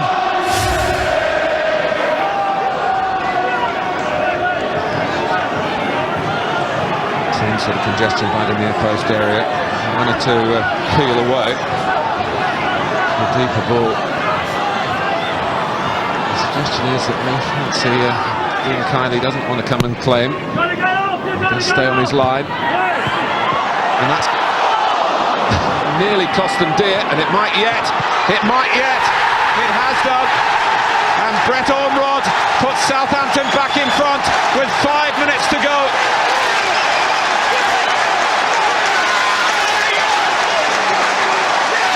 Yeah, we just don't deal with it. I said they looked uncomfortable all game, Martin, from set plays. First of all, Kevin Phillips keeps this one in. And they manage to scramble it clear, but look at the way that they're able to keep the ball active, keep it in play. You can see what a good decision it is, Martin, from the linesman. It's a close one, it's borderline, but it's the right one again, and it goes in Southampton's favour. And Ormrod, who got 2 the last time they won here, as you've told us, when Beattie didn't score, has got 2 again today. That's the omen. But there's still 4 minutes to go. And Stewart, who did clear that first one off the line, he must be wondering what he's got to do to get something for Charlton today. But he has got them a free kick. I can tell you that Gordon Strachan will not be happy if anything comes of this.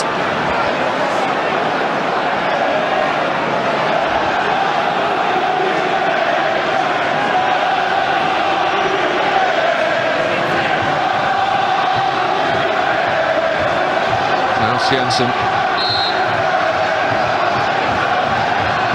goes for goal, hits the wall. Holland, Jensen. Force of numbers for Charlton. Fortune, Ewell, Jensen didn't get there. What a finish! What a finish! Yeah, just stay back, protect what you have.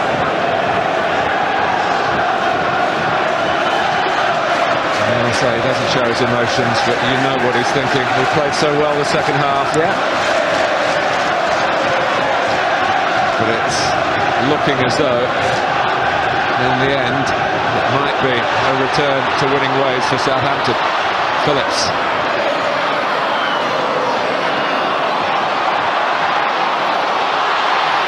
Beattie. Telfer. Waiting for Dodd.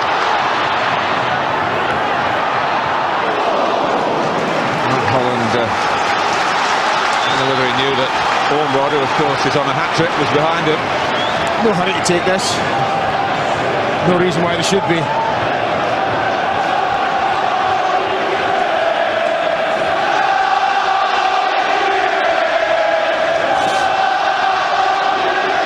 My suggestion would be a short one this time.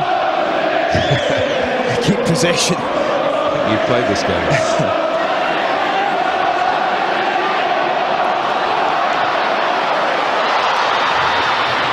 He hasn't given it up. I'm sure Charlton haven't given it up, but they're running out of time. Wednesday, quick reminder, Champions League, Arsenal against Locomotive, Sky Sports 2, and then all the other games, all live on Sky Sports Extra. It's a fantastic facility. Phillips.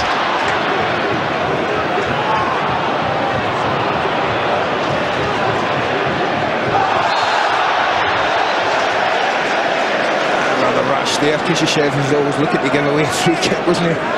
They'll quite happily take that now, Gordon Strachan's side. They're looking for a little run into the corner from Phillips or Beattie to keep the ball there, just like that.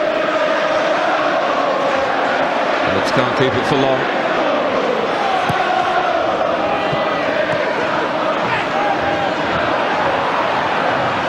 Well, I have to say, man, it has been a hugely entertaining football match. Can't think of anybody who's been sitting watching this at home that couldn't have enjoyed it. And it might not just be over. Holland. And they've done on an important header. Jensen.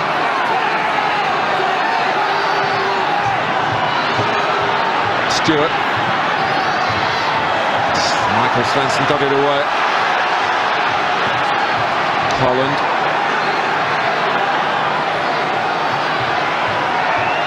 Banks of players forward for Charlton, but can't really find the pass to work it forward. Here comes Chris Perry. And head-to-head with Ormrod. Metaphorically, foot to foot, to be accurate. And Ormrod with Beattie going towards the near post. Knocked away by Fortune, kept in play by Kishishev. Added time. Parker, who certainly doesn't deserve to be a loser, and that goes for plenty of his teammates. But Jason Mule goes in, bounce beats Stewart. Southampton have regrouped.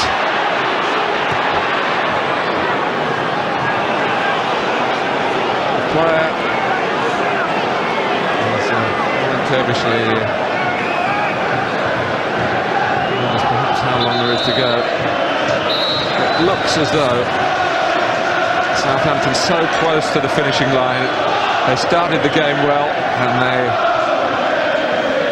it appears, are finishing it decisively. Michael Svensson.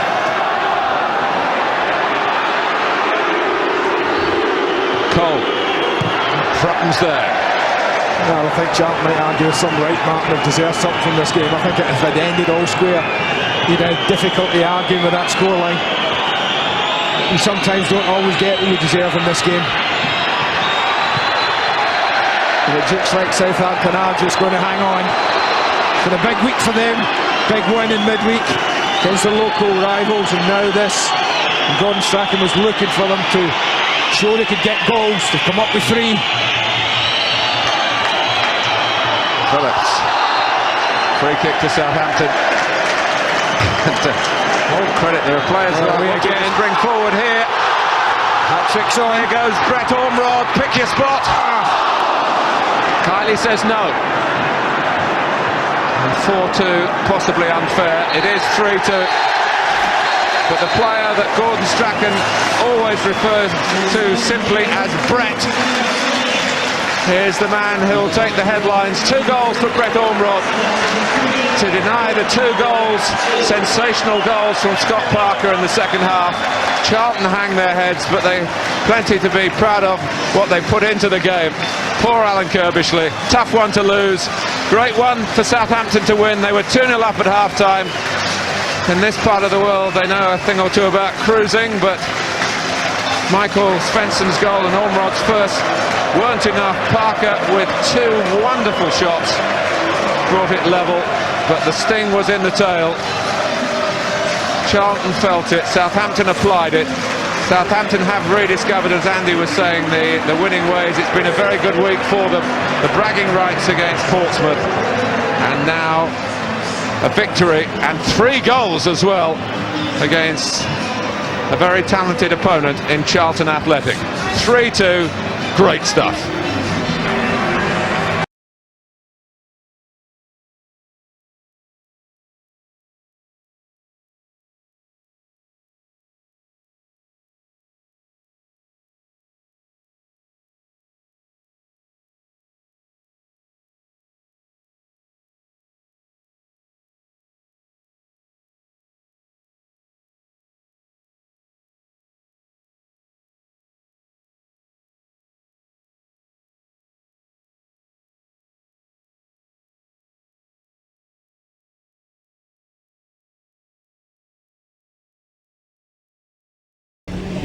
Brett, it was a fantastic game for the neutrals. What was it like to play in? It's like a cup tie, really.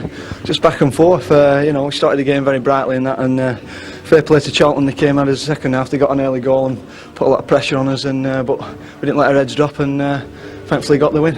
Everyone's been talking about a lack of goals at Southampton. Do you think you've shut them up now? Hopefully, yeah. I mean, that's 5 in the last 2 games, so yeah. I mean, you know, we're very lively, and you know, we're just pleased to get 3 points.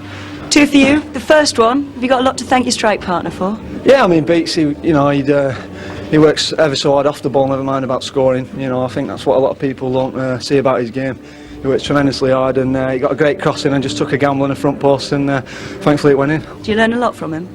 Yeah, I mean, you know, I've grown up with him, to be honest, as an apprentice to him at Blackburn. So yeah, I mean, he's a great lad, and he's you know, like I say, he's been on fire recently, and he just shows he can make them as well, score them. You got the winner. Minutes left on the clock at that point. Is that all about never say die and the team spirit you've got? Yeah, I mean, it just showed the character. You know, like I said, I thought they scored 2 great goals, and you know, we didn't let our heads go down, and we kept plugging away, and thankfully, like I said, we got the win. And you could have got a hat-trick. Should have, to be honest. You know, I don't know, I think I tried to give Dean Carley the eyes, to be honest, and you know, he spread it so well, and unfortunately for me, he saved it. Derby win you thought might kick-start your season in midweek in the Carling Cup. Where can you go to from here? I don't know, you know, if we keep playing like that, hopefully we can start climbing the table again. Excuse me, we had a good start to the season, and we've tailed off the last few games, but like I say, it's a big win midweek against Portsmouth, and you know, thankfully we've carried that on, and hopefully we can carry that on from now on. 2 goals, well done. Carling, you are the Barclaycard man of the match. Well Cheers, done. thank you. Cheers. Gordon, for you, what was the best thing about today? The finish. Final whistle, that was it. The first half play I thought was excellent. Today we were a threat. I think that's our best performance threat-wise against another team all season. You wanted goals, you certainly got those. Oh, we got that, and Brett scored, and we could have scored a few more. Brett and Beats been through 1-for-1 a couple of times. Goals made some fantastic saves. But we were a threat. That's what 2 weeks ago we had to think about what exactly we were doing, and I felt that we weren't a real threat to side. So we were hard to beat, but not a real threat. In the last 2 games, we've become a threat again. What have you been doing differently to make yourselves a threat? I can be sarcastic about it, no. No, we've just been playing to people's strengths rather than to what we think a really good footballing side should do. We've thought about what we can do to be a threat. Really fast tempo, that's what you wanted out there today. Is that what won you the game? We got that, but there was no lack of ability as well. We played at a high tempo, but I thought it was a cracking game, you know, and I felt sorry for us to be 2-0 up with a couple of chances, and then, to be fair, Charlton scored 2 wonder goals, and there's nothing much you can do about that, and I felt sorry for them for a while, for about 10-15 minutes and a bit of shock, and then they've come back again and made more chances. Everyone said Southampton was shot shy, but people were shooting from everywhere today. Yeah, we're a team that's energy takes us into the next level of football, and I think we're thinking about football before energy in the last couple of months. It's been a big week since that game at Aston Villa. How do you see the progress? Well, the progress is I didn't think we could get to playing like that in a week, to be honest with you. So you're delighted? I'm very happy. It might not look it, but I really am. Thanks, Gordon. Thank you, Ta. Alan, after that comeback, do you feel you're unlucky not to get a point? Yeah, I think most people looking at that would say we deserve the point from that, but you know, I feel we lost the game in the last minute of the first half. You know, to concede then, it really gave us an uphill task in the second half, and you know, I was so disappointed to go in. You know, letting it go in just before half time. Things were going wrong even before kick-off. How much of a disruption was it to lose Mark Fish so late? Well, yeah, I mean, them things happen. I'm grateful that it happened in the warm-up. But no, we're really disappointed. I think we deserve the point at least. And you know, at 2-2, I think that we was in the ascendancy and had a couple of chances to get ourselves in front. Wasn't to be. It's a cool game sometimes. What wasn't going right in the first half? Well, obviously we're letting a goal in from the first minute. You know, they're a powerful side. They put lots of balls in the box, and they've scored from 2 set plays in the end. I'm so disappointed because I thought we dealt with them. Certainly in the second half, we dealt with most of it. But you know, we didn't get going. We were stunned again, and it took us 10-15 minutes to get going. Exactly the same as against Leeds. But at least we showed a few people we can knock it about and played, and scored 2 great goals, and perhaps could have had a couple more. What can you say about Scott Parker's goals? They were fantastic. Yeah, I mean, I've been asking him to shoot. You know, we've been trying to walk the ball in, and I think he got in the box in the first half and blazed it across the face. But we've got to start shooting a bit more. We've got the players that can score goals from midfield, and I'm pleased he scored. I hope that's the start of a few more. Got to pick them up now for Middlesbrough? Yeah, I mean, the disappointing thing is that we took 1 point in 9 and we're still 6. So like, if we could have took a few more, you know, we'd be, you know, up in that top 4 or 5. But long season. I think we pinched 3 points up at Portsmouth, scoring in the last minute, and we've been dealt a blow today. So what comes around goes around sometimes. Thanks, Alan. Thank you.